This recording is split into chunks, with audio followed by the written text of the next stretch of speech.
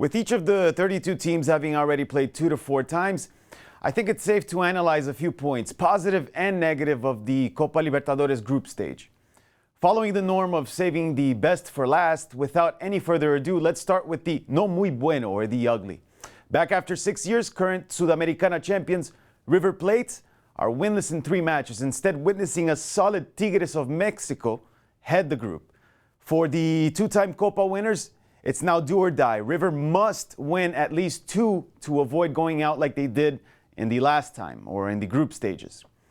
Crosstown neighbors, rivals Atlético Mineiro and Cruzeiro, 2 who ended as Brazil's strongest and most efficient last year, are also winless these initial rounds. Atlético literally played their worst game in the past 2 years against Atlas, who were able to beat them in their own ground, a venue considered to be a fortress last season. Since they also lost their first game, tonight Atlético must tally in points against leader Santa Fe, over 2.5 kilometers above sea level in the Colombian capital. Cruzeiro are also yet to win or even score a goal.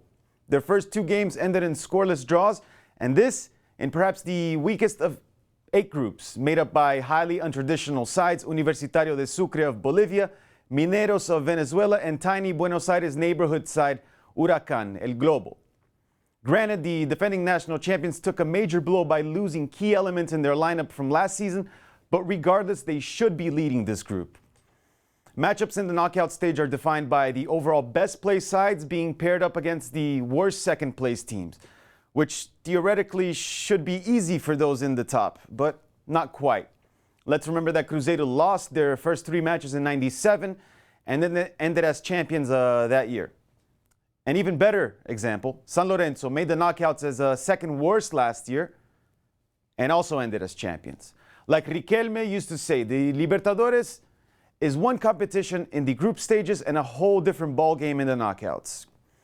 Now on to the good, and speaking of Riquelme, his beloved Boca Juniors, albeit part of a group not as competitive, are soaring and basically already through to the knockouts with 4 wins in 4 after beating Montevideo Wanderers of Uruguay, Palestino of Chile, and the club belonging to the brother of Hugo Chavez, Zamora of Venezuela, whom Boca destroyed, scoring 10 goals in 2 matches.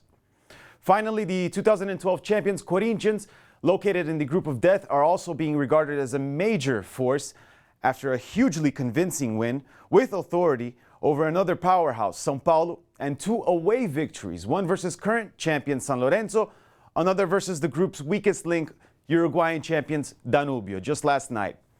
Another force worthy of a mention are Argentinian champions Racing, led by veteran 2010 Champions League winner, the Prince of Avellaneda, Diego Milito, who alongside a top marksman with 6 goals, Gustavo Bou, sees La Academia basically through as well. For some like Atlético Mineiro and River Plate, the knockout stages have come sooner than expected following early slip-ups that see them under major pressure. For those like Boca, Corinthians and Racing, the final 16 has also arrived, but due to success instead of slip-ups. Slowly but surely, and not short of surprises, this Copa is well underway of having an epic final stages.